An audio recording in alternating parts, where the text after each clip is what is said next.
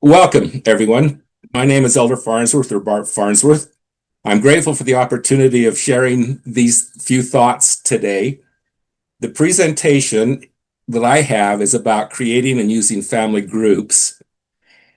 This is being recorded. I have recorded the presentation as a PDF, and it will be attached on the BYU Family Library homepage when this is posted, and it will be posted within a week. Just a couple of reminders. We have missionaries at the BYU Library that can help you on Zoom from 9 a.m. to 9 p.m. Monday through Thursday, 9 to 6 on Friday. And so if you have any questions, please join us. This presentation is basically a point and click showing you step by step. And I realize that you will not be able to keep up and you won't remember everything that I go through. So please go and look at the handout or the presentation, see if you have any questions. This presentation was originally created by Sister Catherine Grant. I cannot replace Sister Grant. She's an awesome teacher, and I hope to be able to come close to the things that she did when she put this presentation together. For today's agenda, we're going to talk about what are family groups and why we should use them. We will talk about creating and using family groups, an overview of how to do it. We will do a show me how, a walkthrough of using family groups. Then we will go through some questions and answers. I love family groups. I have been involved with this for about 3 years. I was lucky enough to be one of the beta testers when they first came out with family groups. And I was really excited when they told us that this was coming. And so there's a long-standing challenge when we're talking about family history. We all know that FamilySearch protects the privacy of living people in family trees. That's awesome and that's great. But I often wished that, oh, this is so great. I wish I could share this with my living family members so they could see some of the things that I was doing, or that I could see the things that they were doing. And so FamilySearch has created family groups to share information and to collaborate with our family members. The solution, family group trees, is what this is called, and it's a secure way to share living family information. An update was recently released, and I say recently, it's probably been in the last 3 or 4 months, to FamilySearch, Family Tree, and Family Groups, where users can now share, add to, or modify information about living family members in a secure, shared family group tree. This new feature will let families share memories, milestones, and information about living family members in an easier and a secure way. It's very convenient because family members can be invited to join a family group tree. They will not have to enter all of the information for as many living family members, and we will talk about inviting in just a few minutes. Living people will have fewer duplicate pages in family tree, and these pages will be easier to manage when the people are deceased. It's a private tree that only group members can see. Living people in the tree can only be seen by group members. Memories, stories, photographs, etc. can be attached to people in the family group tree, and visibility can be restricted to group members. You can include deceased people from your shared public tree to expand your family group tree. Family information such as birthdays, major events, family documents, and individual achievements can be stored in a secure place where only family members in the group can see it. I know this is one of the things that excites me the most. I've often concerned with the number of pictures I have and computers, and we all know that computers crash and sometimes we lose information. That's why we have gone to cloud storage and things like that. But one of the things I'm excited about is if there's going to be a source that remains constant and remains protected, it's going to be in FamilySearch. And so by sharing and storing all of this information there, we can be assured, or as short as it can possibly be, of having this information available forever. Families can also collaborate and keep up to date using the secure chat system that's available through Family Group Tree. Users can securely share legacy documents such as personal journals, letters, biographical information, so that these can be shared more broadly when the user passes away. Members of the Church of Jesus Christ of Latter-day Saints can share Temple Ordinance reservations with their family group. This is one of the things that excited me the most.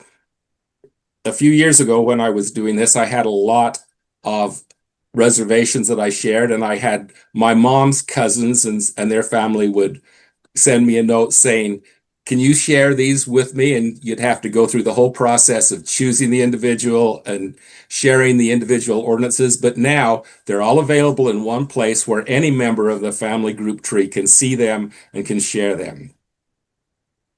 A group can have up to 100 members. I know that seems like a lot. If you do cousins and their children, it could hit that number of 100 very easily. Every single FamilySearch user can join up to 10 individual groups. All FamilySearch users can join a group, but only members of the church can see the ordinance information. So anyone can join the group. The ordinance information will only be seen by members of the Church of Jesus Christ of Latter-day Saints. Within that group, up to 1,000 name cards for temple work can be shared. That number astounds me. To know that you can share ordinances for that many people and your family can do them. I reflect on my mission 50 years ago now.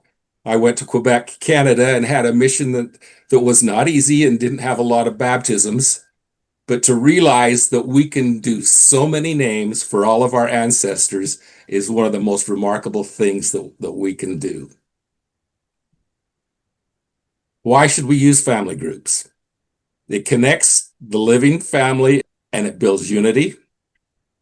We can share living family information while protecting privacy.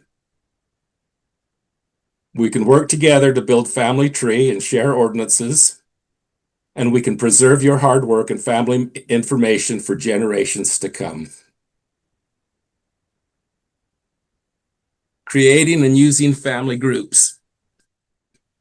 The big picture of what we're going to do, obviously, this is one of Sister Grant's inventions. I'm not this organized, so I appreciate her. We're going to show you how to turn on family group trees. We will show you how to create a family group with family group tree enabled. That means you're able to use it. We're going to show you how to create a group tree and add living people you'll invite to the group. We will show you how to invite family members to join the group. Then we will talk about the navigation process, all of the keys and buttons that are available in family groups. And then we'll talk about using family groups to collaborate with your family. Okay, first part, show me how. I'll walk through. Turning on family groups. As you are aware, when FamilySearch does anything, they do it so that you can get to the same place through several different directions. The easiest and fastest way to create a family group is on your homepage. Along the top line where it says family group, there is a family groups tab. If you click on that, it will take you to where you can start your family group. It's one click only. I really hesitated when I was putting this together about sharing all of the ways because I thought it might confuse some people, but there are 3 ways to get to it. The first was by clicking on family groups. The second way is in that same tab under family tree. You click on family tree, and then down at the bottom, there's family groups. You click on that.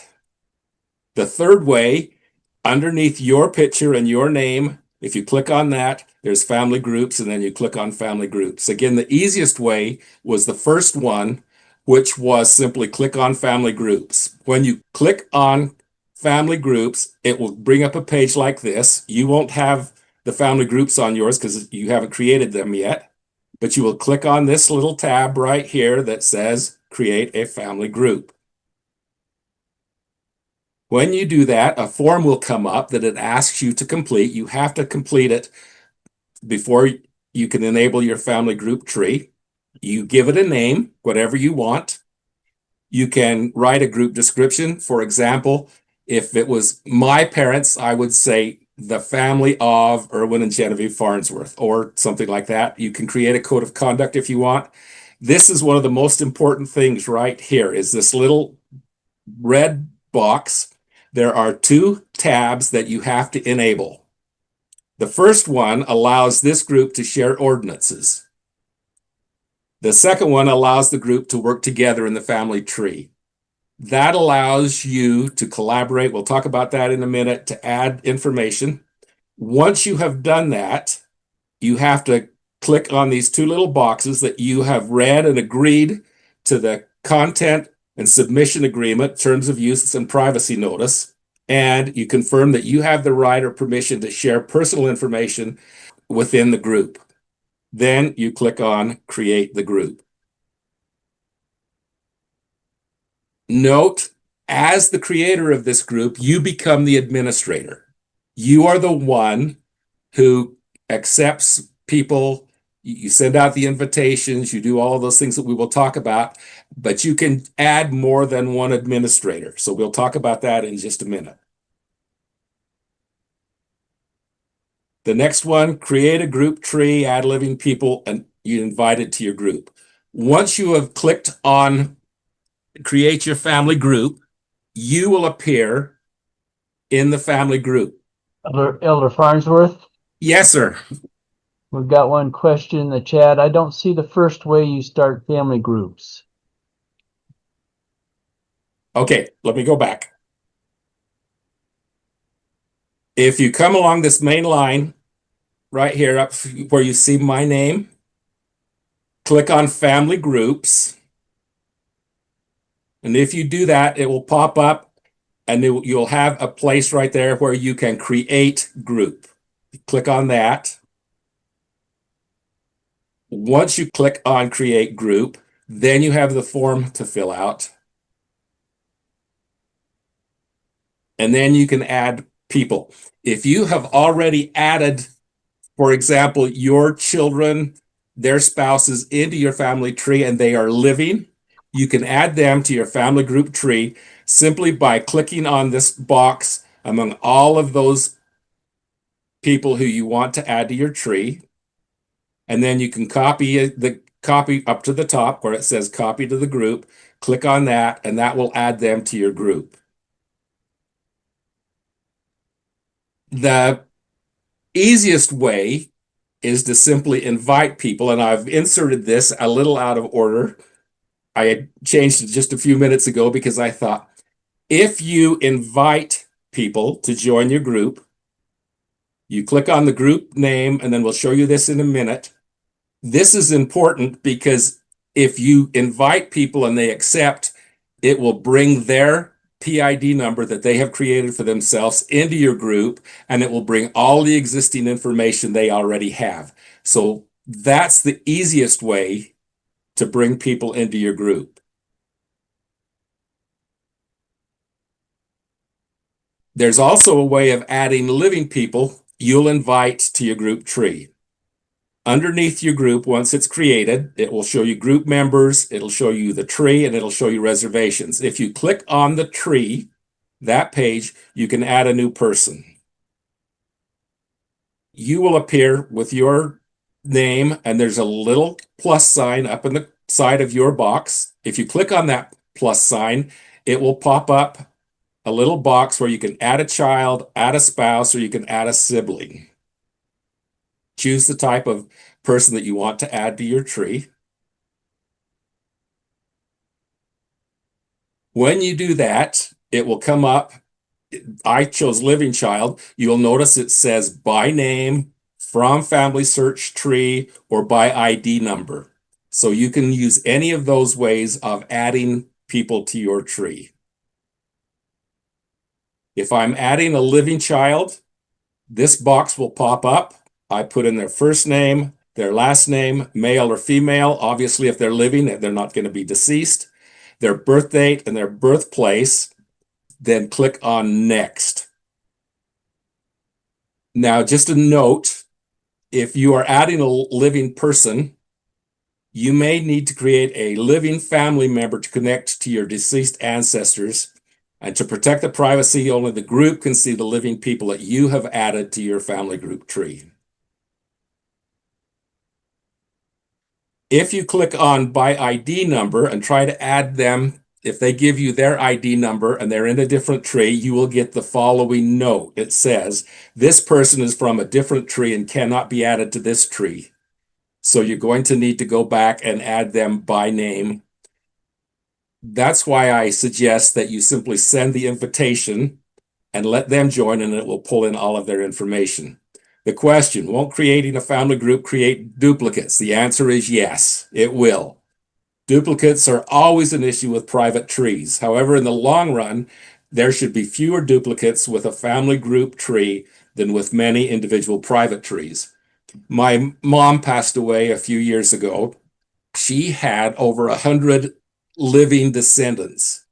And between the children and their spouses and the grandchildren that had all added her in as living so they could connect to the deceased people, we had about 40 different duplicates that we had to merge together in order to get all of the information the same. So by using the family group tree and inviting people, it will cut out a lot of those duplicates that you would have to deal with later.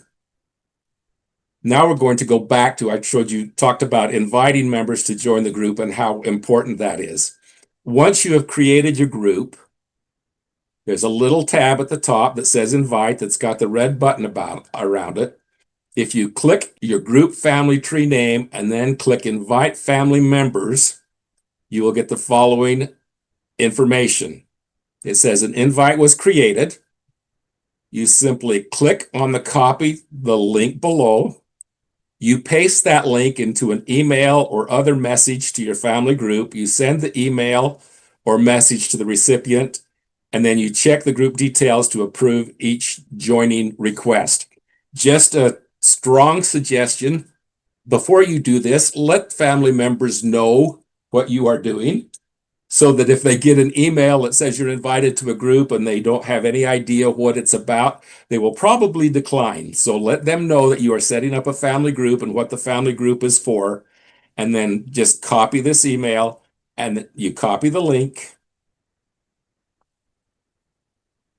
and it will send them the following message. When they receive the information, they have to go through the same process that you did as you created the group. They have to agree that they have read the content and that they have the rights to that, to share that information. Once they have clicked yes, join. The group administrator is notified that there is a request for a person to join. Once you have accepted, you will participate in the group. This is what the participant receives, and the group administrator receives the following message. This person has agreed to join my group. For the administrator to approve new members, they go up and click on Family Groups. They click on Group Tree, and then they can approve that person to become part of the family group. Understanding how to navigate in family groups. Again, I showed you the ways to create the group. Once your group is created, now instead of 3 ways to get there, there are 4. Again, the easiest way is to click on family groups and it will take you right to that group. One step. If you click on your picture and name, underneath it, it'll come up. You can go to family groups, and out along that top line under family tree, Click on it at the very bottom. It says Family Groups. And once you have enabled a family group tree, there's a little down arrow that'll appear by your name. This creates a new drop-down menu, which appears, and within that drop-down member, you will have the name of your group or the groups that you belong to. And you can simply choose any one of those groups that you would like to work in. Elder Farnsworth, Yes. we do have a question. Do you need to get permission from someone to add them as a living person? You can't add them to your group until you invite them and they say yes. You can add them to your group, but they won't be able to see any of the information unless they join your group.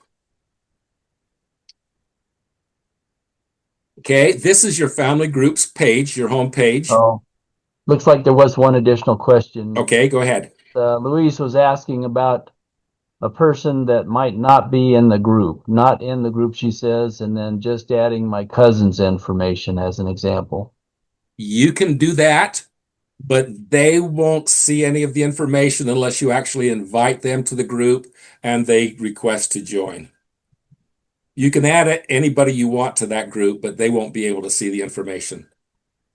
You'll notice that my groups right here, the top one up here on the left, this is my family, my wife and I and our children and our grandchildren. You'll see currently there are only 10 members. That's my wife and I and our kids and their spouses. I have been requesting my grandkids to join the group, but they haven't been as excited about it as I am. In this other group on the right, this is my parents' family. So it's my brothers and sisters and their children, and you can see that there are currently 32 members in that group. And we'll show you in a minute what that means when we come to sharing temple ordinances. It's awesome. Okay, navigating to your family group home page. On the family group page, click the group name and then click on group tree. Elder Farnsworth, I'm sorry, there's one additional question. Okay. I have living records of my children. When they join my group, does that mean I have to merge them with records of those children? They had one and I had one. Yes, you do. If you invite them, it will import all of their information in, including all of their pictures and everything. And so then you can just merge the one you created into that one that you got from your children. Okay, then you click on your family group tree. It will show you the number of members in your tree. On this part, you can add up to 2 additional administrators to your group by clicking group members. And let me just show you how to do that. You'll see in my parents group, I am an administrator and my sister is an administrator. If I wanted to add another administrator, this is my wife, there are 3 dots at the end of her name. If I click on that, it will say assign as administrator. I click on it and it will assign them. You can change, if they don't want to stay an administrator, you can click on that button below or that same 3 dots and you can remove them from being an administrator. So you can have up to 3 different administrators for a group. Now we're going to go through just the navigation, the group and tree settings here on the right, and we'll talk about each of these. One of the things that they've added that's new that I haven't experimented with a lot, I've used it a little bit, but I think it's awesome, is there is a group message tab that allows you to send messages to everyone in your group, or if you prefer, just 1 or 2 of these. I've been thinking about this a lot lately because I had an uncle that passed away last month, and he was the last living relative in that generation. So I don't have any uncles or aunts that are left alive, and I haven't seen a lot of my cousins for a number of years. But if I create a group for my grandparents and add all of my cousins, I will be able to chat. I will have a lot better communication with my cousins that I haven't kept in touch with as well as I should have. On this page, you can send message to all of the people in the group at the same time, or choose which person you want to send the group message to. Down here in the message box, it says message the family. You type in your message, and then you click the little send icon, which looks like the little paper airplane, and it sends them the message.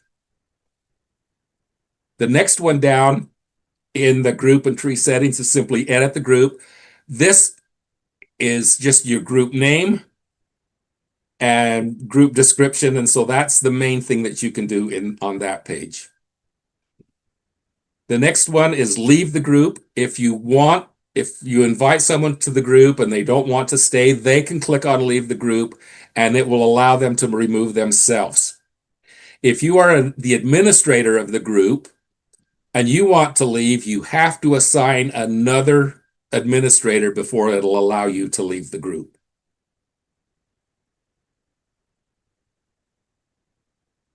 If you click on leave the group, it'll come up with this notification, which is very important.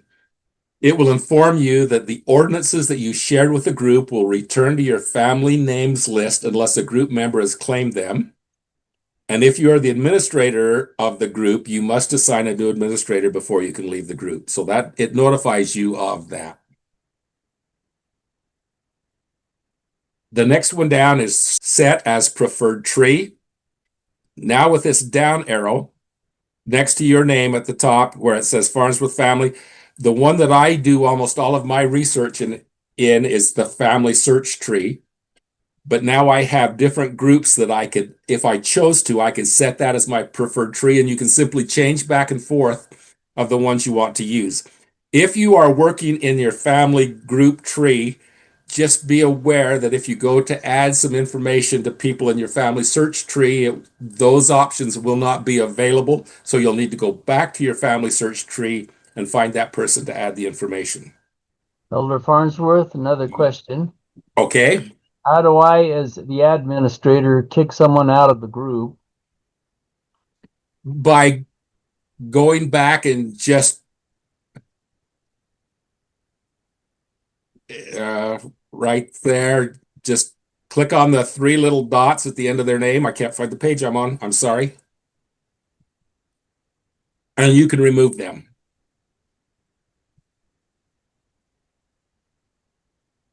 So it's under the edit group feature. Yeah, edit group. It is. Okay, thank you. Sorry.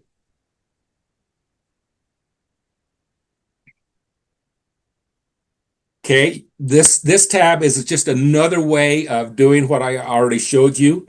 If you want to use this one, you can. You can copy from FamilySearch tree all of those people that you have added to your group. It will import them and it will import their pictures and their information into the group. You can copy, again, this is what we showed you before. You just click on the people, put a little check mark under all of those, and then click copy to group up at the top. Starting person is the main person you see in the center. You can change this to whoever you want on your root tab, and then it will allow them to be the starting person. This person appears in the root position when you view the group tree. And then getting started, these are just simply suggestions. There are three parts of this: improve the family group tree, tell your family story, and explore the group family tree. When you click on this, notice improve the family group tree. Notice they all come up purple. And if you work in family tree, you know that purple are suggestions. You can't click on them to add or anything. It's just ways that they suggest you might want to look at to improve your family group tree. Under this first one, improving the group tree, it gives you the suggestions of adding missing family members, living or deceased. Improve the information about the people in the tree, such as birth dates, death dates, marriage dates, anything like that. You can upload birth certificates and similar documents that can be seen by everybody in the tree. You can connect this family group tree to your deceased ancestors in the public tree. You can attach record hints to the living people in the tree, and you can reduce duplication by merging living people in this tree and you can copy information from your private list to the family group tree. The next one, tell your family story. The suggestions it gives is share a story about a person in this tree with other group members. This is one of them that's been fun with my family, because if we start sharing a story about what's happened, other brothers and sisters sometimes remember it a little bit differently. And so they can respond back, they can add their information, and it gets a lively discussion going. Elder You can, Farnsworth? yes, sir? So we have an anonymous that made a comment in the Q&A. Over the years of working in FamilySearch, I have added persons who I have known, friends, and sometimes people interesting to me who have passed away. If I'm not related to these people, will they still appear as family members? I don't think so. I don't know for sure, but because you have to invite them to join, it's kind of hard if they are not living. They will still appear in your family tree. They just won't appear in your family group tree. Okay, you can look at family photos, add comments about them. This is another thing that I really like is in memories. If someone has added a memory and the information isn't quite right, I did this with several of the pictures I added, and my cousin texted me and said, this was at our house, not at the other house. And so I had to go back and change it. Under the family group tree, anyone can go in and edit the information, which is good and maybe bad. You can attach record hints to the people in the tree. You can tag family members in the photos. And this is also very important because if I add a picture to my family tree, for example, my family and my kids and my grandkids, I can tag every single one of those pictures, every single one in the picture, and that picture will appear in their memories in the family group tree. And then we can share reservations and group reservation lists, which again, I think is one of the most important things that why they created family groups. And then the last one, explore the family group tree, add missing family members, look at memories. I did this one. Use the group chat to connect with other family members, invite other family members to join the group, tag photos, go to the temple for someone in the shared family tree reservation list, and share reservations in the group reservation. What will you share? This is down here. If you click on what will you share, it comes up with what are you sharing and where are you getting it? You can connect it from your device, from the FamilySearch gallery, or from Google Photos if you're adding a photo or a PDF or anything like that, a story. You simply click on that and it'll take you to where you add it. Elder Farnsworth? Yes, sir. Couple new ones. Diane asks, what get posted in group family tree overflow into the regular family tree? No, it does not. Second question, Jill asks, can we join a group if we missed an earlier invitation? Yes, you still can. The invitation only lasts a couple of days. If you will just text or contact the person who's the administrator of the group and ask them to send you another invite, then you can do that. I've done that a lot with my grandkids. I told you I'm trying to get them as excited as I am, and I'm not as successful as I would like to be. Thank you.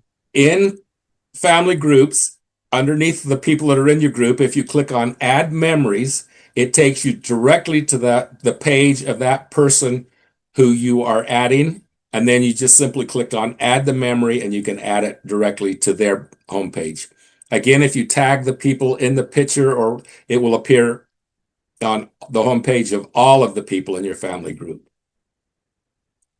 Now, if you copy an individual that already exists in your tree, you may get this message: memories, privacy. Memories marked as private in their tree will not be available for the family group tree. If you want to share them, you have to go to the memories gallery and select which group can see the memory.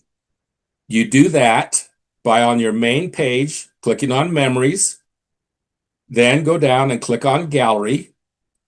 You select the image that you want to share, and then it will come up with the following window.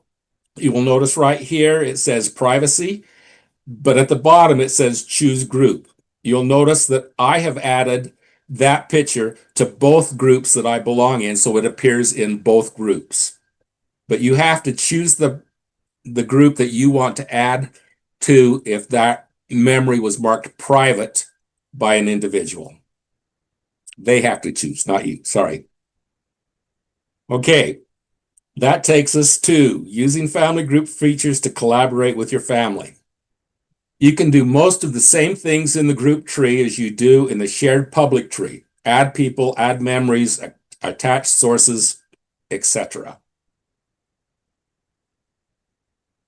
What group members can do, they can participate in the group feed. They can share comments, stories, photos. They can chat. They can share temple ordinances. The person who reserved and shared the ordinances has 2 years to complete the ordinance. The person in the group who reserved the ordinance has 120 days to print and complete the ordinance. Then they go back into FamilySearch. This one is the one that I love and I have spent a lot of time on because I knew it was coming. You can share memories with your family.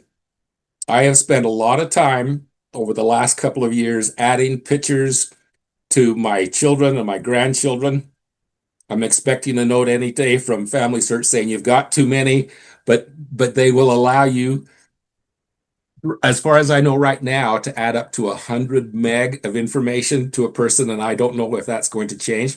This one is pictures of my grandparents, my grandfather, and my great-grandfather, and so everybody can see these, and you won't lose them. That's the thing that I think so important, is they will be there available forever as far as we know. The other really important thing is sharing temple ordinances with a family group. You do this the same way basically as you do when you click on ordinances. The process is the same as in FamilySearch tree. Now, when I clicked on this one, this is just for your information, it popped up with this note that said a possible duplicate existed for this person. Review the duplicate before requesting the family name. I went through, it was her father that was the duplicate. I merged them, and then it allowed me to request the ordinances. I clicked request. I clicked the ordinances that I wanted, and then I checked on the box, and then I clicked the ordinance, and then it came up with this page, which allows me to share. You could do this before. You could share it with with the temple, or you could do it with yourself. Now, if you are in a family group tree, you can share ordinances with a group. You can share it with an individual. If you have already shared that ordinance with a temple and you want to unshare it, you can do that with a temple, or you can unshare it with a group on that same page. But because this person had not been shared, it isn't highlighted, so I couldn't do it here. If I'm sharing the temple ordinance with my family group and I have more than one group, I choose the group that I want to share it with. This is very important because right now you can have up to 300 ordinances that you have reserved. If you share it with the group, it still counts as part of your 300. So all of my ordinances that I have reserved right now, I have shared with the group because I can go in and I can print it off of the group, and anybody that is in the group can use it. This is very important. My oldest brother passed away a couple of years ago, and he had a lot, maybe 200 ordinances that he had reserved that family groups wasn't available, and they simply went back into the system, and we weren't sure who they were or which ones he had requested. So this is one that I think is critical, that you share reservations with family groups. How to find reservations in your family group. Again, if you go to your family group page, click on reservation. Then you click on the group that you want to open. And then you simply click on the person that you want to reserve, then click on print. If someone else in your group has shared that, and you click on it, you have to have room in your 300 for it to come into your group in order to reserve it. Now, interesting, the colors are different. You will notice that if I have shared the ordinance, the bottom one, here I am, Bartlett K. Farnsworth, it will appear blue.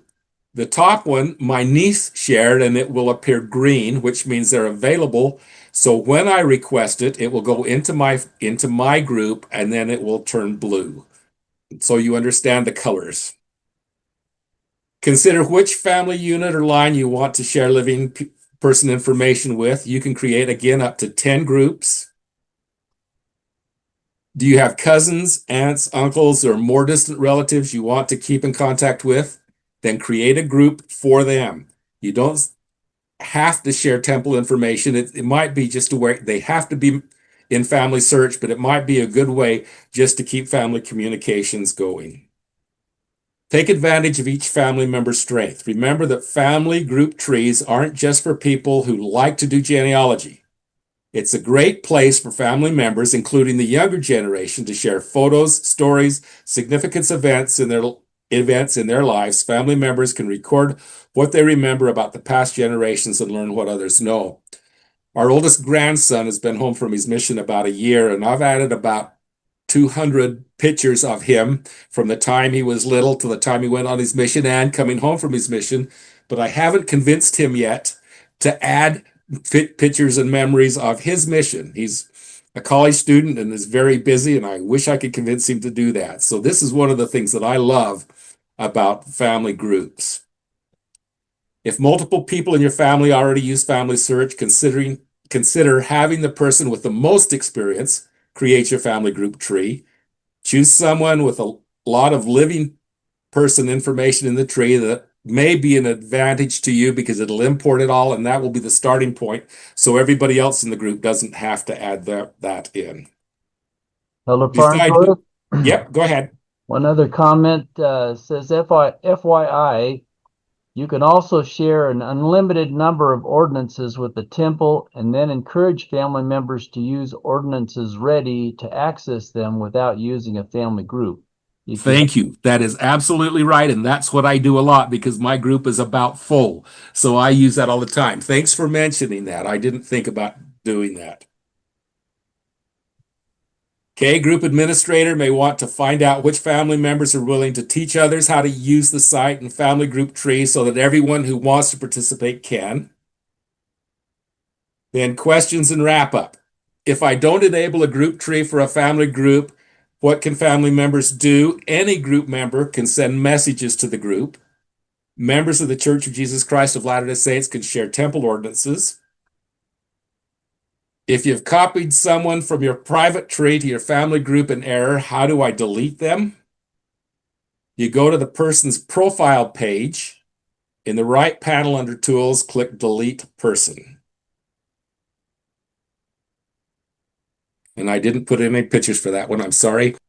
If I have a source or memory of someone in my private tree and I copy that person to a family group tree, are the sources or memories copied too? The answer is yes. On the other hand, if I make changes to a profile in my family tree, is it copied from my private tree to the original person? The answer to that is no. You still have to link or synchronize. Then how do I delete a person if I create one in error? I go to my group, my family group. I click on the three little buttons at the end, and I can remove people. This is if I created a group in error and I want to eliminate the group and I have several people in it. You have to, one by one, remove all of the people that are in the group. You are the last ones there. And once you remove yourself from the group will disappear. I used to have a group for my ward where we shared temple ordinances, but now that Ordinance Ready goes and looks for members in your ward, I don't have to do that anymore, so I have eliminated that group. Okay, and just in summary, what are family groups and why we should use them? I think it's one of the neatest things or the best things that they have done in FamilySearch. They have created a place where living members of the same family can share all of the information. You can keep up to date. And most importantly, you can share temple ordinances and work together as families to get those done. We did an overview of creating and using family groups. We did a walkthrough, and then we had some questions and answers. Are there any other questions? I would strongly encourage you to learn how to use family groups and to use it. If you don't feel comfortable being an administrator in the group, contact a family member, walk through, show them the presentation on BYU at the library website and have them go through it and set it up. I would strongly encourage you to use this because this is an amazing tool that will help us and our families do the work that our Heavenly Father wants us to do. Okay, any other questions? Okay. Okay, so it looks like there is a new one here in the gallery. My memories shows the picture I uploaded. That is all. If you are in family group or in the gallery, sorry, you have to have a family group available for it to do what I showed you to do. You have to enable a family group in order for those options to come up.